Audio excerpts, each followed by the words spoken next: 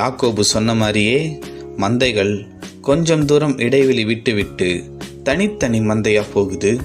மேய்ப்பர்களும் வேலையாட்களும் கவனமா யாக்கோபு சொன்ன மாதிரியே போய்கிட்டு இருக்காங்க. ஏசா யாக்கோபு தங்கியிருக்க யோர்தான் நதிக்கரையை நோக்கி 400 பேரோட வராரு. வழியில வெள்ளாட்டு மந்தை வரத பார்க்குறாரு. ஏய் நில்லு, இது ஆடு மேய்க்கிற இடம் இல்லை. நீ யாரு? இந்த மந்தை யாரோடது? இந்த வழியா எங்க போயிட்டு இருக்க அப்படின்னு ஏசாவோட உதவி ஆட்கள் ஆட்டு மந்தை முன்னாடி நடந்து வந்த யாக்கோபோட வேலையாட்களை பார்த்து கேட்குறாங்க. அதுக்கு அந்த வேலையாள் சொல்றாரு, இது உமது அடியனாகிய யாக்கோபோட மந்தை. இது அவரின் எஜமானான உங்களுக்கு அவர் தரும் அன்பு பரிசு அப்படின்னு அவங்க யாக்கோபு சொல்லி கொடுத்த மாதிரியே ஏசா கிட்ட சொல்றாங்க. கொஞ்சம் தூரம் போகிறாங்க. அடுத்து செம்மறி ஆட்டு மந்தை வருது. ஏசாவோட உதவி ஆட்கள் யாரு என்னன்னு விசாரிக்கிறாங்க. செம்மறி ஆட்டு மந்தைக்கு முன்னாடி போன அந்த வேலையாலும் யாக்கோபு சொல்லி கொடுத்த மாதிரியே சொல்றார். அந்தபடியே கொஞ்சம் கொஞ்சம் தூரம் போனதும் யாக்கோபு அனுப்பின எல்லா மந்தைகளும் இப்படியே ஏசா கிட்ட தொடர்ந்து சொல்றாங்க.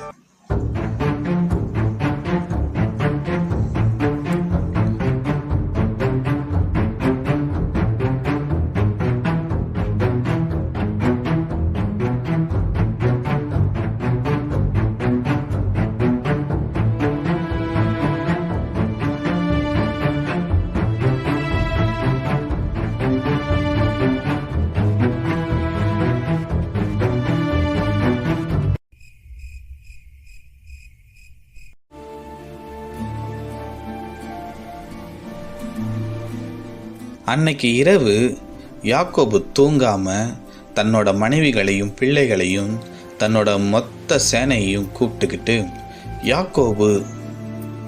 யாப்போக்கு அப்படின்ற இடத்துல ஆத்த கடக்குறாங்க. அந்த இடத்துல ஆழம் ரொம்பவே குறைவா இருக்கும். முழங்கால் அளவு தான் தண்ணி இருக்கும். ஆறு ரொம்பவே அகலமா இருக்கும். அதனால ஜாக்கிரதையா ஆற்ற கடக்கிறதுக்கு இந்த பகுதியை தான் உபயோகப்படுத்துவாங்க. அந்தபடியே யாக்கோபும் அவரோட மனைவிகளும் பிள்ளைகளும் மொத்த சேனையும் எந்த சேதமும் இல்லாம யோர்தான் நதியை நல்லபடியா கடந்து இக்கரைக்கு வந்துட்டாங்க. இரவு நேரமா இருந்ததால எல்லாரும் ஆற்ற கடந்த களைப்புல தூங்க ஆரம்பிச்சிட்டாங்க. ஆனா யாக்கோபுக்கு தூக்கம் வரல. மறுபடியும் தனியா போய் ஜெபம் செய்கிறார். என் தகப்பனாகிய ஆபிரகாம் மற்றும் ஈசாக்கின் தேவனே, எனக்கு நன்மை செய்கிறவர்னு சொன்னீங்களே, என்னோட சந்ததியை எண்ணி முடியாத கடற்கரை மணலை போல பெருக பண்ணுவேன்னு சொன்னீங்களே, இப்போ எனக்கு ஒரு ஆபத்து என்னோட அண்ணன் ஏசாவோட உருவத்தில் வந்துக்கிட்டு இருக்குது. என்னையும் என் மனைவிகள் பிள்ளைகள் என்னோட இந்த மொத்த சொத்துக்களையும் அவன் அழிக்க போகிறான். அது நடக்கக்கூடாது. தேவனே, என்னை காப்பாத்துங்க, நான் சாகாதபடி என்னை ஆசீர்வதிங்கன்னு சொல்லி விடாப்படியா ஜெபம் பண்ணிக்கிட்டே இருக்காரு. யாக்கோபு கண்ணை திறந்து பார்க்கும்போது அவருக்கு எதிரில் ஒருத்தர் திடீர்னு நிற்கிறாரு. அவரோட உருவம் மனிதன் மாதிரி இல்லாமல் மிகவும் தெய்வீகமாக இருக்கு. அவர் மட்டும்தான் நிற்கிறாரு. பின்னாடி யாரும் இல்லை. எப்போ வந்தாருன்னு தெரியலை. ஆனால் அவர்கிட்ட ஒரு அமைதி தெரிஞ்சது. அவர் அங்கேருந்து போக முயற்சி செய்யவே யாக்கோபு அவரை போக விடலை. என்னை ஆசீர்வதிச்சிட்டு போங்கன்னு அவரை நகர விடலையே. பொழுது விடிகிற வரைக்கும் அவர் கூட போராடுறாரு யாக்கோபு. அப்போ அவர் இவனை நம்ம ஆசீர்வதிக்காம விட்டு போகவே முடியாதுன்னு யோசிச்சு யாக்கோபோட தொடையை தொட்டார். அவர் தொட்டதும் யாக்கோபோட தொடை நரம்பு சுளுக்கு பிடிச்சிக்கிச்சு. அப்புறம் அவர் சொல்கிறாரு, சரி இப்போ நான் போகணும், பொழுது விடிஞ்சிருச்சுன்னு சொல்கிறாரு. அதுக்கு யாக்கோபு, நீங்கள் என்னை ஆசீர்வதிக்காமல் நான் விடவே மாட்டேன்னு சொல்கிறார். அவர் சிரிச்சிட்டு, உன்னோட பேர் என்னன்னு கேட்குறாரு. அதுக்கு யாக்கோபு சொல்கிறாரு, என்னோட பேர் யாக்கோபு அப்படின்னு சொல்கிறாரு. இனிமே உன் பேர் யாக்கோபு இல்லை, இஸ்ரவேல் அப்படின்னு நீ கூப்பிடப்படுவாய். நீ தேவனோடும் மனுஷனோடும் போராடி ஜெயிச்சிட்ட அப்படின்னு சொல்கிறார். இதை கேட்ட யாக்கோபுக்கு ஒரே சந்தோஷம். இருந்தாலும் தன்னை ஆசீர்வதிச்சவர் பேர் தெரிஞ்சுக்கணும்னு யாக்கோபு அவரோட பேரை கேட்குறாரு. ஆனால் அவரோட பேரை சொல்லலை. யாக்கோபு ஆசீர்வதிச்சுட்டு அங்கேருந்து போயிட்டார். அந்த இடத்துக்கு யாக்கோபு பெனியேல்னு பேர் வைக்கிறார். அதுக்கு நான் தேவனை முகமுகமாய் பார்த்தேன், உயிர் பிழைத்தேன் அப்படின்றது அர்த்தமாம்.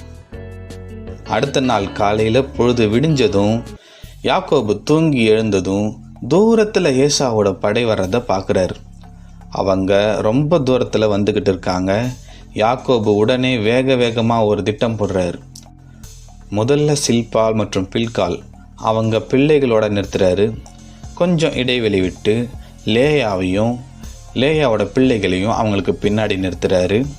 அவங்களுக்கு பின்னாடி மூணாவதாக ராக்கேலையும் யோசேப்பையும் நிறுத்துறாரு. இவங்க எல்லாருக்கும் முன்னாடி யாக்கோபு வேகமாக ஓடி போகிறாரு. இப்போது ஏசா கொஞ்சம் கிட்ட வந்துட்டார்.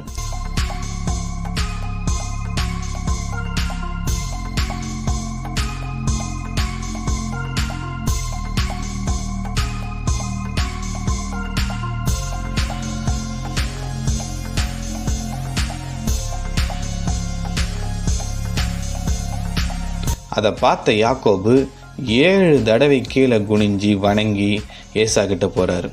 அதை பார்த்த ஏசா உடனே குதிரையிலேருந்து இறங்கி யாக்கோபை நோக்கி ஓடி வந்து கட்டி பிடிச்சிக்கிட்டார்.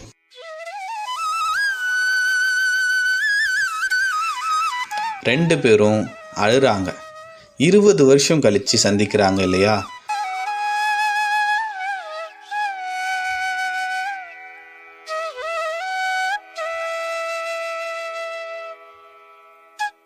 ஏசா அந்த பக்கமாக பார்க்கும்போது பெண்களும் பிள்ளைகளும் இருக்கிறத பார்த்துட்டு இவங்கெல்லாம் யார் அப்படின்னு கேட்குறாரு. அதுக்கு யாக்கோபு இவங்க எல்லாம் தேவன் உமது அடியேனாகி எனக்கு கொடுத்த பிள்ளைகள்னு சொல்கிறார். அப்படி அவர் சொன்னதும் சில்பால் பில்கால் மற்றும் அவங்க பிள்ளைகள் எல்லாம் சேர்ந்து அவருக்கு வணக்கம் செய்கிறாங்க. பிறகு ஏசா யாக்கோபை பார்த்து கேட்குறாரு, சகோதரனே, எனக்கு எதிரில் வந்த அந்த மந்தையெல்லாம் எதுக்குன்னு கேட்குறாரு. அதுக்கு யாக்கோபு உங்கள் கண்ணில் எனக்கு தயவு கிடைக்கிறதுக்கு தான் அப்படின்றாரு. இதை கேட்ட ஏசா சிரிச்சுட்டே சொல்கிறாரு, தம்பி, எனக்கு போதுமான செல்வம் என்கிட்ட இருக்குது, அதுவே எனக்கு போதும். நீ அனுப்புன உன் மந்தை எல்லாம் உன்கிட்டயே இருக்கட்டும், எனக்கு எதுவும் வேணாம் அப்படின்னு சொல்கிறார். அதுக்கு யாக்கோபு அப்படி இல்லைன்னா உங்கள் கண்ணில் எனக்கு தயவு கிடைச்சிருந்தா நான் கொடுத்த வெகுமதிகளை நீங்கள் கண்டிப்பாக வாங்கிக்கிட்டு தான் ஆகணும். உங்களுக்கு என் மேலே அன்பு வந்திருக்கு, உங்கள் முகத்தை பார்க்கும்போது தேவனோட முகத்தை பார்க்குற மாதிரி இருக்குது அப்படின்னு சொல்கிறார். அது மட்டும் இல்லாமல் தேவன் எனக்கு மிகுந்த செல்வங்களை கொடுத்துருக்காரு, நான் உங்களுக்குன்னு கொடுத்தது நீங்கள் ஏற்றுக்கிட்டு தான் ஆகணும் அப்படின்னு ரொம்பவே வற்புறுத்தி கேட்குறாரு. சரின்னு ஏசாவும் வேறு வழி இல்லாமல் அதை ஏற்றுக்கிறாரு. இந்த மாதிரியாக ஏசாவுக்கும் யாக்கோபுக்கும் இடையே இருந்த பகை சமாதானமாக முடிஞ்சது.